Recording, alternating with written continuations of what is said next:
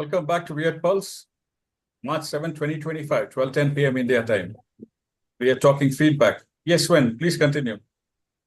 No, we talked about all this constant feedback, good or bad on social media, etc. And it's that's a bigger question when it comes to feedback, and those are reactions to people, which raises another bigger topic and about the need for having a higher self-insight. What's my purpose? What am I standing for? You can't take all those inputs into your mind. You can't process it all. So something you have to wave off. You have to block people or etc. But you need to understand your own point of view, because otherwise, if you don't understand yourself, what you can contribute in each context, how are you going to react to everything going on? And this is something that scares me a lot when it comes to AI, because we're going to have data-driven decisions, everybody says, and they hate data today. Nobody can read. They can't understand data and percentage even, but they still want to have data-driven decisions closer to the action, they say. But those people need to understand what to do with that data. If you have data-driven discussions without understanding the bigger context, I see everybody's Homer Simpsons watching that nuclear power plant going to explode any second, not know what that lamp means. And that scares me a lot, actually. So if you don't understand your role and your role in the context, what's important in that context, and leave the other stuff that has to do with your free time or your other contexts, it's not going to work. And people are not able to do that. I don't think so. I think not less than 20% of the population are already there. So that scares me a lot. We're not capable. Yeah. But Sven, what really scares me is that people don't know who they are. And they are being influenced by social media. And there's so many opinions that eventually most people, and there's a lot of young people too, especially young people, who are so confused, who doesn't know what is right and wrong anymore. They don't know what they think. Exactly. And it's a massive big concern for me, because I mean, I think we come from a different school. We've been here for so much longer, and we know exactly what we want and what we don't want. And then I think it must be very difficult for a young person today to be thrown into that whole social media platform. Yeah. And they have all these opinions, and they thought that, this was right and that was wrong. And now suddenly everything that was right is wrong, and now wrong is right, so they don't know what's going on anymore. That there is a reason why I wrote on the screen regarding feedback, overcoming CON in capital, and then FUSION as fusion. Yeah. Yes. There's a FU there too. So that means that if you look at also the leaders today, they are confused there. Yeah, exactly. And if you look at, they want to have controlling, they need to have rational evidence, but they never make rational decisions anyway. They make emotional decisions. We don't have strong leadership anymore. Leaders are have these sycophants. Yeah. All the craziness. And the feedback they get is filtered in a different fashion. Yeah. They only want to hear what they want to hear. And if they hear from somebody that, hey, Sven is trouble, keep him away, the leader thinks Sven is trouble. Get rid of him. Get rid of him. But that's why we have that whole cancelling thing. I mean, you are cancelled so quickly nowadays. You say the wrong thing, and then next moment you are cancelled, and you're not right anymore. You actually a sweet nothing. And that whole culture of cancelling is also a big danger, because they can sometimes cancel the right people. Yeah. And you know what? And that's where democracy fails, because there'll be two guys in HR who are sycophants. There'll be two guys in this team who are sycophants. And there'll be one guy in the other team who's a sycophant. And they'll have three guys from three different departments going with this a leader going by this thing, and say, everybody is against you. Your acceptability is low in this company. Yeah. And then, there was this saying, or this equation in G, which there's a talk of quality is much about acceptance and about expertise or excellence. And they say if you are not accepted, that means you are failed, kind of a statement. Yeah. And these were the things that were used. I have real examples of this. But what I'm trying to say is that be it leaders, we use the word managers, yes, but in terms of it as leaders, it is very essential for leaders in today's world to be saying that, hello, what is the information you're basing your decision making on? And with AI, I'll tell you, I have seen wrong data pumped in just because few guys fucked up. And when the input data is wrong, it's garbage in, garbage out. Mm. And all the system, all the software, all the brains behind developing something, when the data is wrong, how could you expect that to process it properly? It's such a waste. Yeah. So there is an over expectation of even more data to make magic. There's more data, and it cleaning up is a problem. Yeah, I had a metaphor from sail racing again. When America's Cup was lost the first time to South Australia and Australia many years ago, the people who won that race were not the stars, because Australia has a lot of good sailors. So they have all these stars sailing on the boat. But they were also on other projects, so they couldn't participate on the practice, right? So the people who actually won the race were the people who were working with the boat, because they were always there. So they knew and understand the boat, and they won the race eventually. And what my takeaway from that is the time together that matters. And if you're in a leadership team, as you never work together in that boat called leadership group or team, you align your jobs, you align your priorities in time, not your own agenda. It's so siloed. And I don't know, I don't think you can help everybody. You're going to see a lot of companies in Europe fall tits up in the coming years, because 9 out of 10 are top-down centric, like NHS was. NHS was the total denial about change going on. NHS in UK is going through a major, as in the problems the last 10 years. What I have read for the last 10 years. Yeah. And I talked to some people we know, both of us, Santosh, and I asked them about during the Brexit, because I work a lot with HR then. I said, is this going to be a transformation game now in the NHS, in higher education and public services? No, it's a cost case. What do you mean a cost case? I mean, the people in charge, they don't have the energy, the guts to drive change anymore. They're 5 years to retirement, etc. You can't quote me, he said. So I won't quote him. But it's exactly what happens. And I see that in Sweden as well, not under my watch, right? And you need to engage the workforce bottom down and share the overall problems and engage people in stories. What do you see? What are you feeling? And that's what's so exciting in this area where all of us here addressing, is how you engage the whole workforce on the similar topics. You need to frame their worry. You need to frame their curiosity. You need to frame their purpose in what's relevant for the whole group, and not work around their own role to get their own feedback. So it should be like a group thinking. That's what I think. But again, you can't help them all. There's not enough people to help them, and there's not enough who want to be helped. It is a two-way street, Jacques. Yeah. No, I hear what you're saying, but the thing is, I don't have much to say about that. It's just that, I think we're living in a crazy world. I think that AI is going to be the answer eventually. We're just going to be useless human beings. I don't know what's going to happen, but the thing is, I don't have a lot of hope for all of this.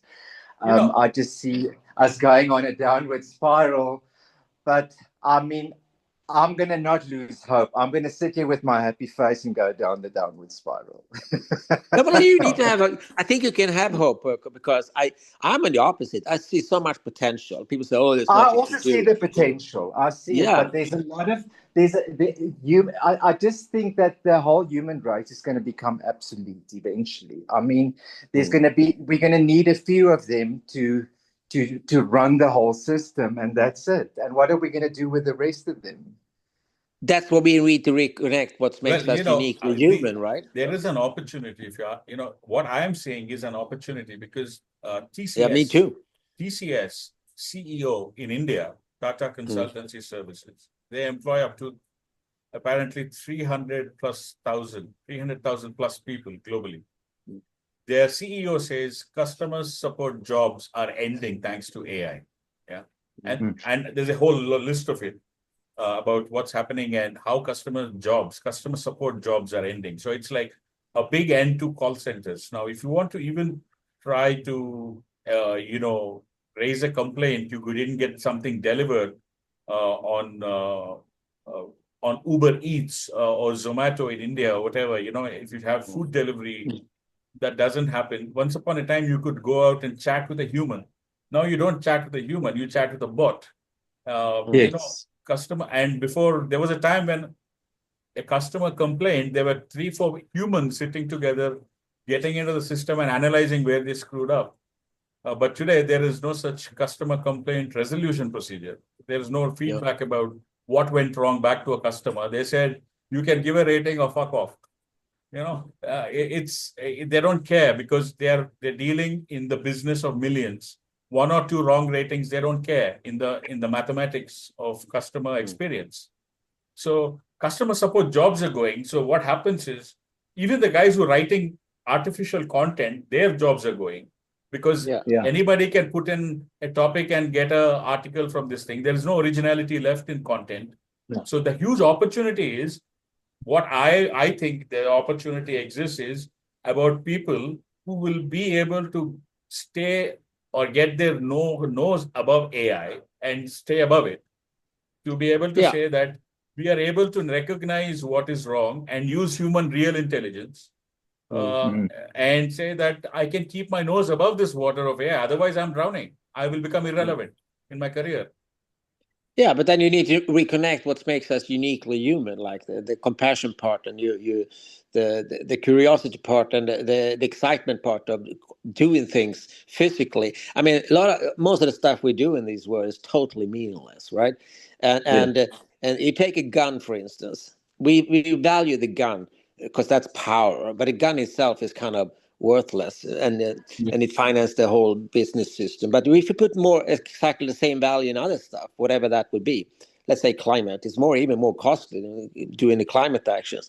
There's so much to do out there if we put a value on it, and I have confidence in this whole sustainability movement, not because the climate thing is important, but you see it doesn't work. Whatever we're doing, if we do it or the robots do it, doesn't work. We can't swim in the water anymore. So you need to clean it.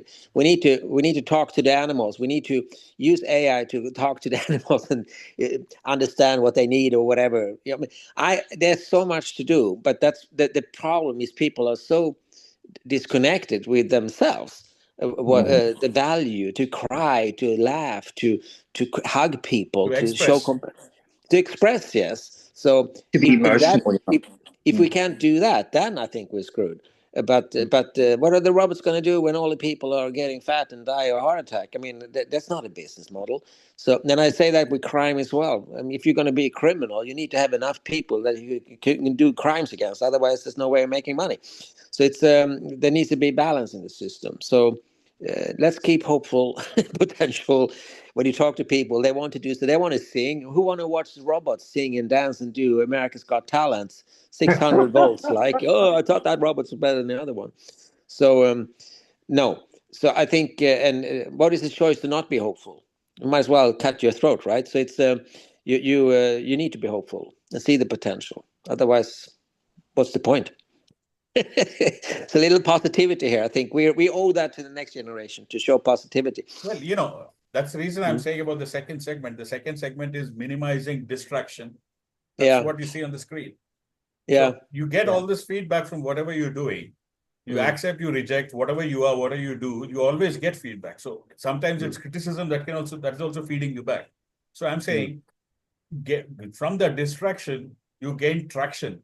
That's knowing yourself or whatever. And there are 4 words in this whole program of mine. That's, as I said, that is, one is feedback, but the other is learning. There is formula, and the other is puzzle. So for me, I think every other situation in life is like a puzzle. It's like a problem to be solved. Yeah. And then there is a formula, because every situation requires a different kind of a tool or a toolkit that you need to solve. So you need a formula based for you because you are unique. Your formula is unique. So that's where your self-awareness comes in. Yeah. So that's where you gain traction. And based on that, you take action. So that's why this creative of distraction, traction, and action, that's where you can focus. Otherwise, social media, I don't know if you've seen this on Netflix. this about the social dilemma. Have you seen the documentary, The Social Yeah, Dilemma? yeah. We are being programmed via social media to be acting in a Absolutely. certain way. Yeah. Yes. Yeah, Jacques. I mean, I shared a video with Jacques wherein what you even supposed to buy on your telephone screen is programming you.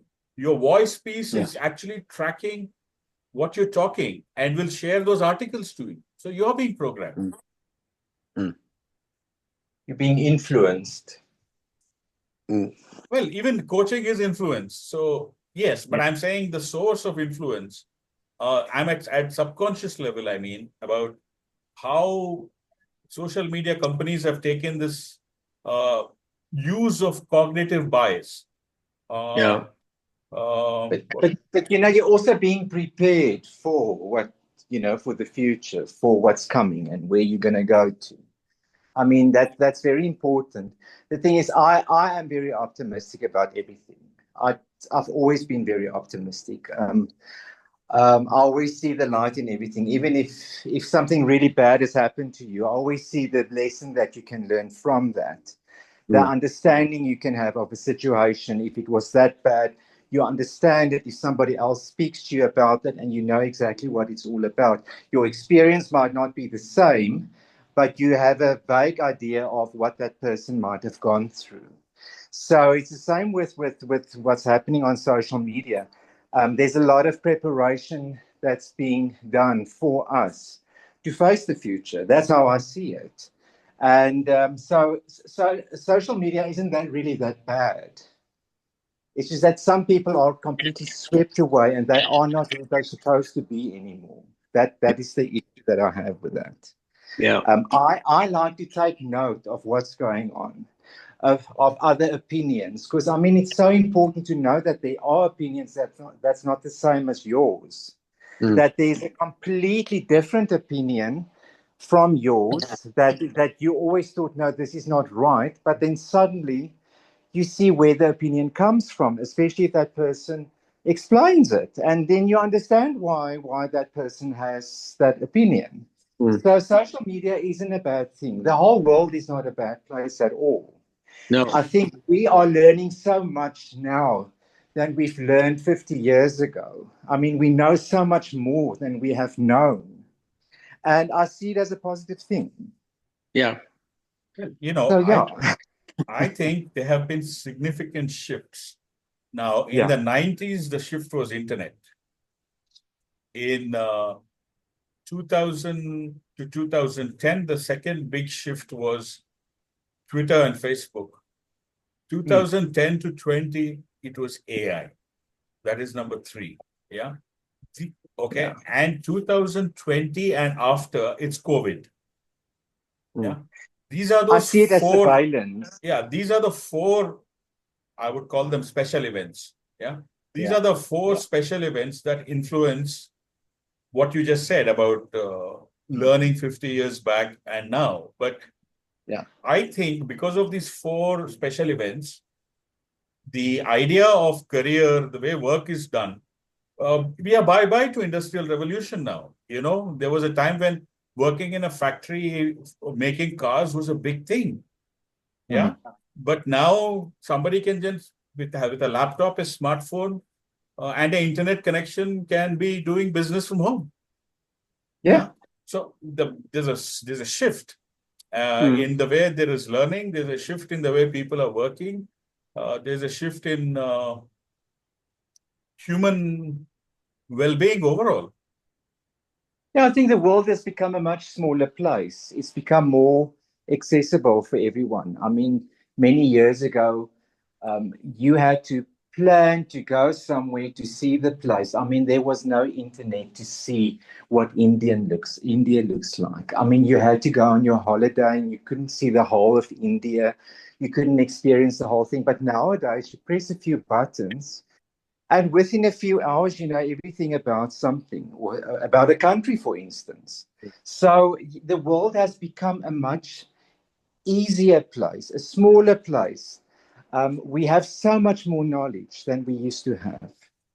And it's all to do with what what the internet and all these platforms have done for us. And I'm very positive about all of that. Yeah. Even AI is even making a better place for us. I just don't see the purpose of the human beings at the end of the day. I don't see the purpose of having how many billions of people. Yeah, I don't know what's going to happen, but yeah, let's go forward. Yeah, I mean, going for it is exactly that. Going for it is exactly these programs I'm talking about. Sven, you put out a model recently. You want to share about your model, what you said about going forward? The one word I keep hearing again and again from you is curiosity. The other is ideas. So how do we move this forward? Well, it's now I'm just preaching, and it's a tough one because let me reframe it. I realized that like 14 years ago, but Jeremy Scriven's fault. That's why I like him a lot, because he made me think about the collaborative discussions and conversations at work, and he was the first one who framed, in my word, the term future work. And I was curious about that because I was thinking back then. I've always been a strategic thinker. So what's going to happen now? That was 2010 when the AI takes over type. What's the future of work? And it's more human. What does that mean? So I frame my whole company around this humanity thing. How can I be a bit more human along smarter technology? That's my mantra.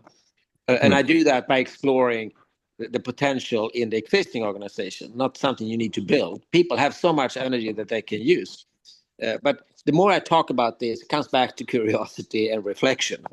Right? If you don't have that curiosity drive in yourself, you're doomed. You're not going to go anywhere. So yes, honestly, you need to have that curiosity. Nobody can tell you what to do because nobody has time to tell you what to do.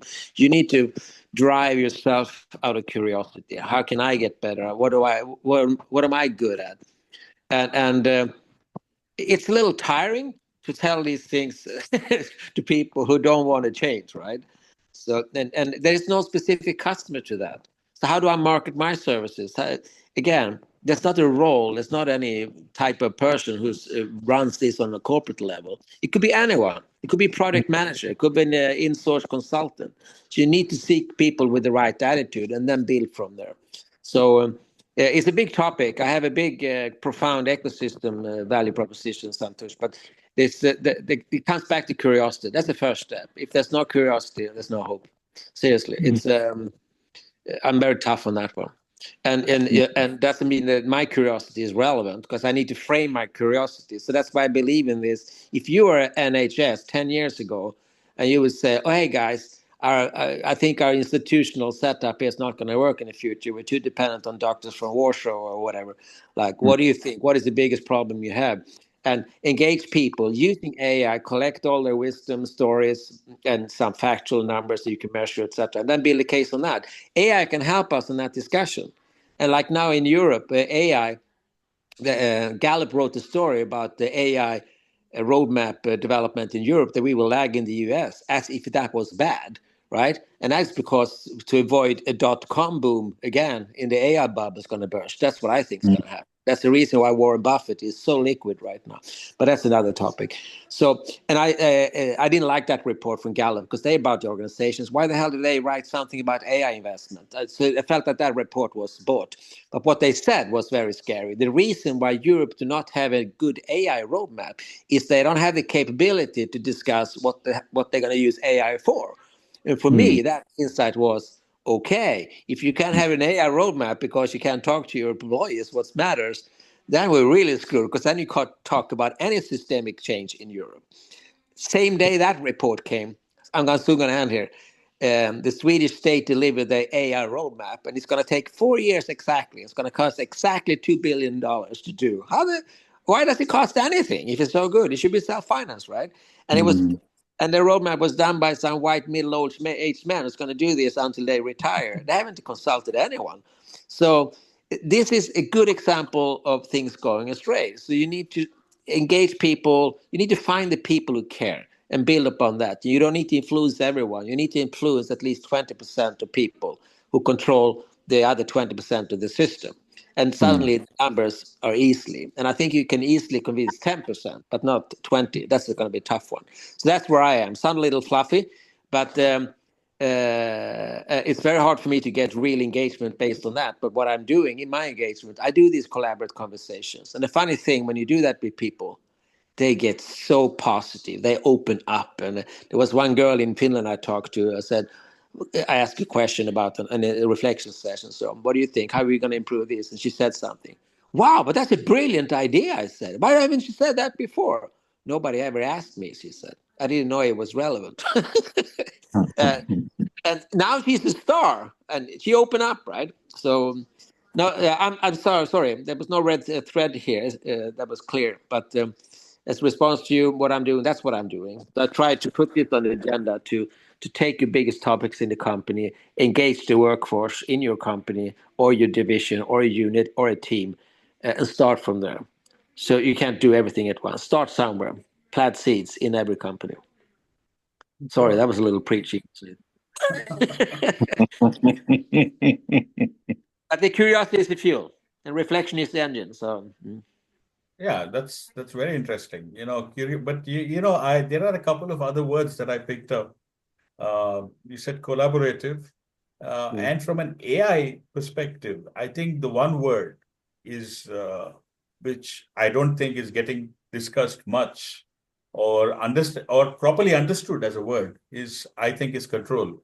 Because what Jacques does or what I used to do, fighting crime is a control mechanism. For example, we are in an AI arms race. Now there was Grok, there was Gemini, there was ChatGPT. Suddenly comes DeepSeek, and then one guy from India starts Perplexity, and that is now the number 5th.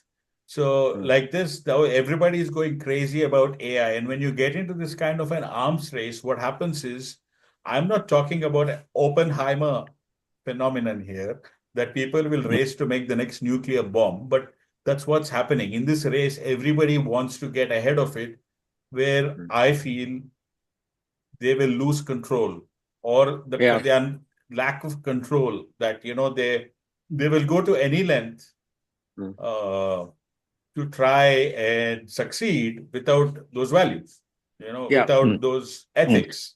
That is a clear and present danger, if you ask me. Therefore, I'm saying, while AI can be used to try and say, let's understand the migratory patterns of the gray whale around the world, try and understand all these good things to save the planet. On the other hand, we would want to solve real life problems, but the fact that the people who have the money, if that greed is pushing them away from the real world problems towards issues more relevant towards their own personal ego and things like that. That's where there's a problem.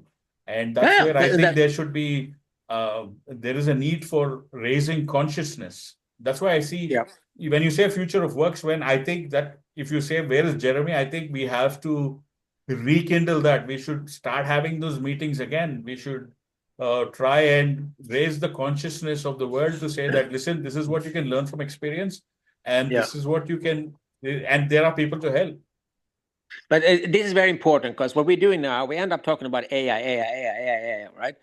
Everybody's talking about AI. Not me. Right? It's going to happen. It's going to happen. Let's just assume somebody's looking into the energy consumption of AI. Let's assume somebody discussed legislation around AI. Let's say somebody's going to say the priorities of AI, how much you're going to use it for what around that. There's so many people working on that. So I don't work with that myself. Why? I'm just another, or millions of people work on that. I want to work on the other part of the human part of the equation, to be more human along AI, because I'm agreeing. It's out of my context, the thing you're talking about now, the threat of AI, because I can't influence it.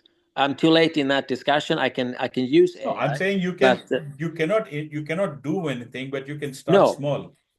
I can start small, and what I'm doing there, you're talking about being and doing in the beginning, and I have this focused, like most companies, they avoid bad. A good example is sustainability reporting. They report, I'm not doing bad. We're raping my employees every week. I'm not stealing money from my employees. So, all this United Nations stuff related. But they're very bad at reporting doing good. So let me tell you this. Let me add one thing to you. A biggest customer support company called Cognizant, American company. Yeah. Based in India. In India, they have up to maybe 100,000 plus people or more. Cognizant has delayed providing hikes for 5 months. And don't know how many will be sent home. Yeah, that's bad. That's not even avoiding and bad. I'm talking about, exactly. And it is yesterday's news. I have read it saying they have delayed hikes for 5 months. So, everybody is waiting. That's what I'm thinking. End of this financial year. I think the financial year in India is April to March. That's why that was my measurement to say that come Q1 end of 2025, everybody has a fair idea about Trump and geopolitics. And after that, we know Elon Musk said 97 billion he will want to buy ChatGPT. Sam Altman says, I will give you 9.7 billion to buy Twitter or X. So then this arms race is on. I think people are getting a fair idea and they will act. I'm only saying that as what we are doing now, at the moment, what we are doing, we are actually talking about clear and present issues and dangers and sharing our experience to say how people who listen to this are able to try and enhance their perspective. I mean, expand their worldview, not that silo thinking, expand their worldview and say, listen, how do I choose my career? What do I accept? What do I reject? And where do I take action? I mean, many people are equally confused. Imagine a company that pays salary on time suddenly sends somebody off to 10,000 people going home has become normal in India. Yeah. So I think let's go back to your crime stuff, because that is that's a lot of that is for Jacques. That is for Jacques. That is, if you look in Sweden, for instance, there's so many systemic errors that goes away to criminal activities in total public healthcare system and everything. And when I read all these stories and talk to people, misuse of passports, like the Ethiopians or Somalians, all the lost passports are from Somalians because they sell them on the second market and nobody's doing anything about it. The same thing with money laundering from Russia through Swedish banks. Nobody's really preventing it. And all these things you could easily prevent with the technology, make it hard to do bad. With blockchain or wherever you can traceability or things like that. You can analyze recipes, for instance, in the hospital system, medication system, totally screwed up in Sweden. Some doctors, they sell it on the black market. It should be easy to detect that Santosh is selling 100 times more stuff in this than Jacques Sven does, right? You don't do that. And there's a huge market of fighting criminal activities with this smart technology. That's a business in itself. Very strong business case, and why should anyone say no to that? But you don't see that happening. And that's something people could do. They can use this technology to make it hard to do bad in society. Not war specifically, that's a different topic, but they're not. And I think people are scared, people are reserved, they're staying in their job, but again, need to come back to ask themselves, what's important for me? How many cars do I need, by the way? How much stuff do I need? And for me, that was been a very self-fulfilling being self-employed. I don't need that much at all. I need less and less and less. What is great? Anyway, I have a question for you. But before that, Jacques, what do you think of AI in fighting crime? I think it's the best thing ever. I think I was just thinking when you were speaking now about financial advice, how artificial intelligence is taking over financial advice, how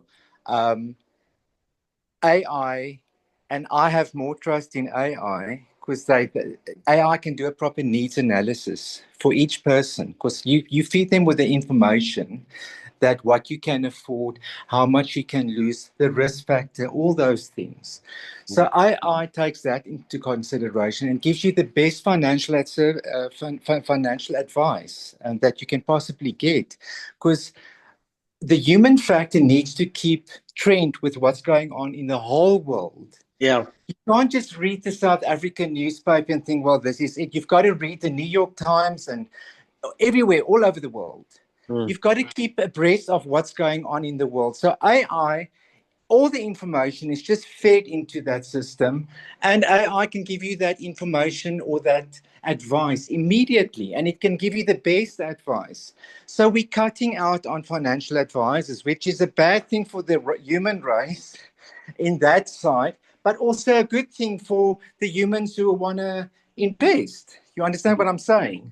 So Mm-hmm. you can't get people that's now after commissions anymore, who's trying to do people in for extra commissions, because if they sell this product, they're going to make more money out of you. Mm. You have the fact that now you get the best advice. We don't have that human factor there anymore. So there's no more crime in that sense. I can go on with a lot of other things with regards to crime. But that to me is one of the things that really stands out. It's the same with the banking industry. They got rid of thousands and thousands of employees because you don't really need to get into a bank anymore. Everything is now on apps and stuff.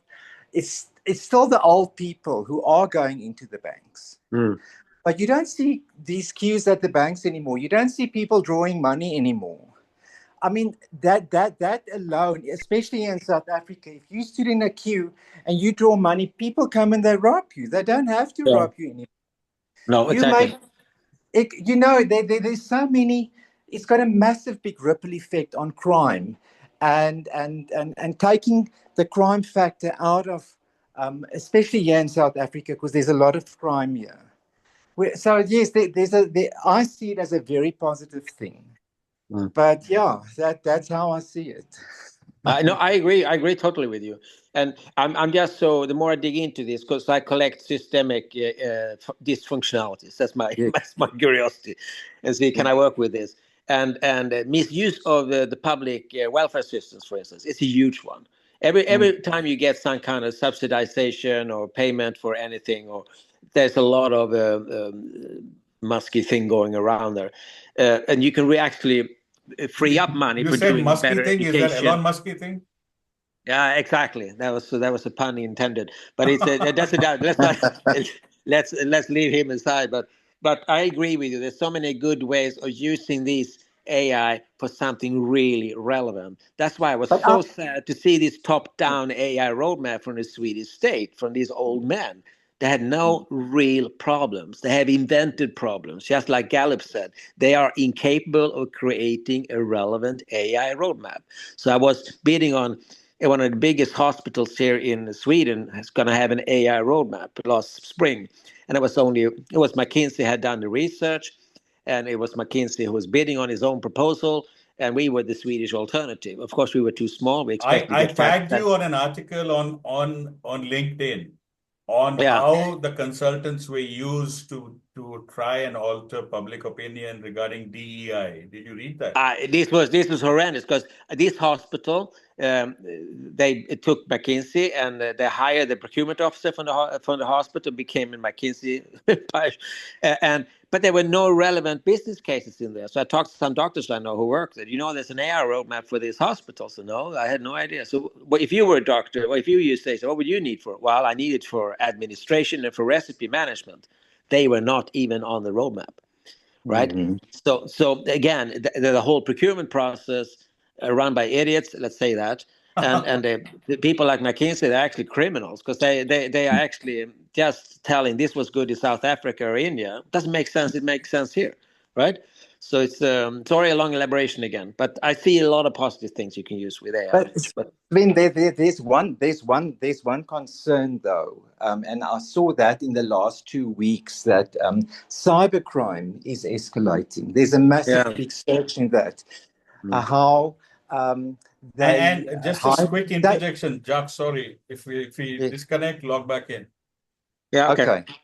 Okay. So there's this big surge in cyber crimes, and how they hijack your phone. And especially people. I know my mom was just hijacked on Monday. With Really? They went into everything, all the apps in the phone, and luckily enough, they didn't get to her bank accounts and stuff, because I mean, when it happened, we went down to this cell phone company, and they stopped everything. But I know of other people who have lost money. They go